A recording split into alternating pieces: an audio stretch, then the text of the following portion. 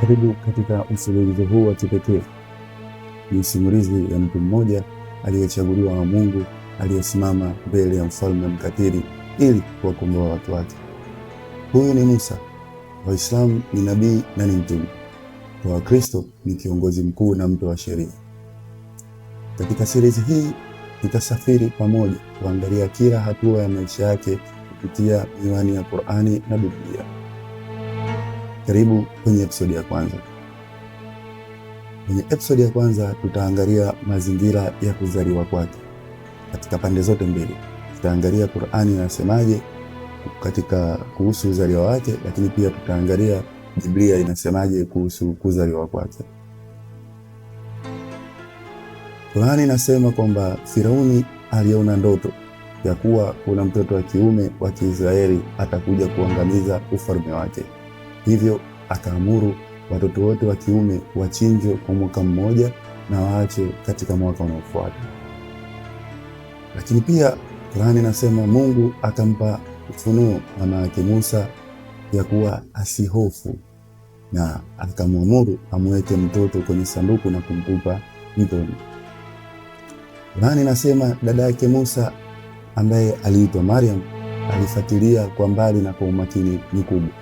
Lakini pia Qur'ani inasema mke wa Firauni ambaye alikuwa akiitwa Asia ndiye aliyemuokoa Musa katika lile sanduku na kumpenda, na akamsihi Firauni wasimuue ili awe mtoto wao. Lakini kwa upande wa Biblia hali ni tofauti kidogo, ambapo Biblia inasema Waisraeli walikuwa wameongezeka sana na Firauni akaogopa ya kuwa wataungana na maadui. Kwa nini? Kwa sababu Waisraeli walikuwa wakinyanyaswa sana na Wamisri na walikuwa hawana haki mbele ya Wamisri. Kwa hiyo basi Firauni alihofia ya kwamba kwa kuwa washakuwa wengi wana uwezo wa kuungana na maadui ili waweze kurudisha kisasi kwa Wamisri ambao wamekuwa wakiwatesa na kuwanyanyasa. Hivyo basi Firauni akaamuru wazazi waue watoto,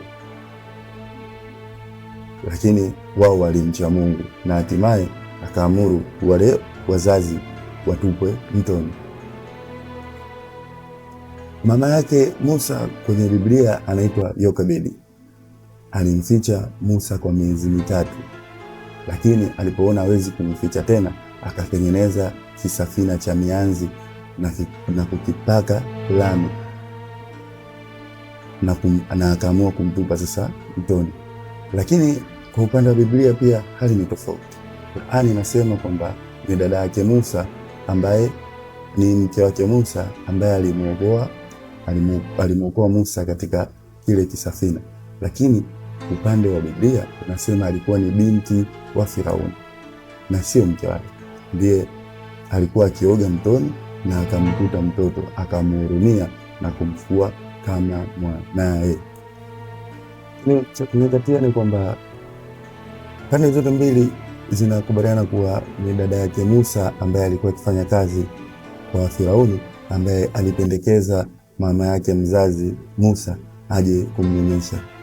Hivyo Musa alirudi mikononi mwa mama yake ambaye akawa na kazi sasa ya kumnyonyesha, lakini pia akawa analipwa mshahara na ikulu. Musa analelewa ndani ya kasri la adui yake mkuu bila Firauni kujua kuwa anaandaa mtu ambaye atakuja kuvunja kiti chake cha enzi. Je, unafikiri nini kilitokea alipokuwa kijana mwenye nguvu, na ni kipi kilifata na nini kilifanya aweze kukimbia Misri? Usikose episodi ya pili ambapo tutaangalia tukio la mauaji na kukimbia kwake kwenda Misri. Lakini pia nina swali kwako msikilizaji. Unadhani ni kwa nini Mwenyezi Mungu aliweza kumfanya Musa asilelewe na wazazi wake bali aende kulelewa na Firauni? Jibu kwenye comment hapo, na pia nitaweza kuwapa majibu ambayo yatakuwa ni sahihi zaidi.